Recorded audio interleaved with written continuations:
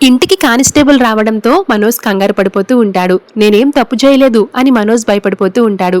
కానీ constable passport verification కోసం వచ్చాడని తెలుసుకుని మనోజ్ కూల్ అవుతాడు. ఎందుకు ఇంట్లో ఉన్న అందరూ కూడా ఒకేసారి పాస్పోర్ట్ కోసం అప్లై చేశారు?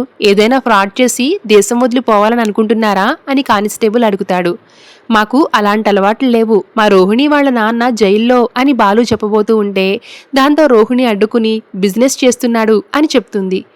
ఇక ఆ తరువాత ఇంతలో మాణిక్యం అస్థికలు పట్టుకుని అక్కడికి వస్తాడు. మేం కూడా మలేషియా వెళ్తున్నాం, రోహిణి నాన్న జైల్లో నుంచి వచ్చాడా, ఆస్తి పేపర్లు తెచ్చారా అని ప్రభావతి ఆత్రంగా అడుగుతుంది మాణిక్యాన్ని. ఆస్తి లేదు, అస్థికలు తెచ్చాను, జైల్లో రోహిణి వాళ్ళ నాన్నని కిరాతకంగా చంపేశారు అని మాణిక్యం నాటకం మొదలు పెడతాడు. దాంతో రోహిణి కళ్ళు తిరిగి పడిపోయినట్లుగా యాక్ట్ చేస్తుంది. కానీ బాలు మీనాకి మాత్రం ఎక్కడో తేడా కొడుతుందని అనుకుంటూ ఉంటారు. ఇక రోహిణి వెక్కి వెక్కి వాళ్ళ నాన్న కోసం ఏడుస్తున్నట్లుగా నాటకాలు ఆడుతూ ఉంటుంది. ఎలా జరిగిందని సత్యం అడుగుతాడు.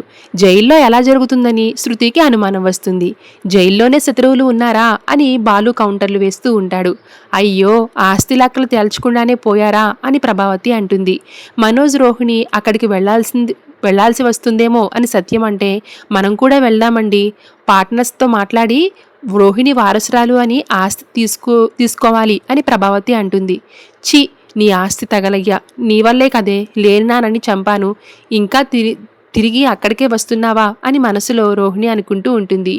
ఆస్తి కోసమే చంపేశారు, మీరు వెళ్తే మిమ్మల్ని కూడా చంపేస్తారు అని మాణిక్యం అంటాడు. దాంతో మాణిక్యం చొక్కా పట్టుకుని ప్రభావతి ఉగ్ర రూపం దాల్చుతుంది.